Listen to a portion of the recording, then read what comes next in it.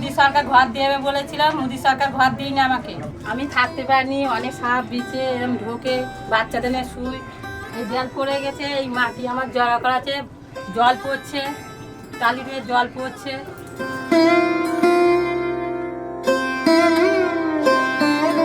কিন্তু তারা ভুলে গিয়েছিল বাংলার মাটি দুর্বল নয়।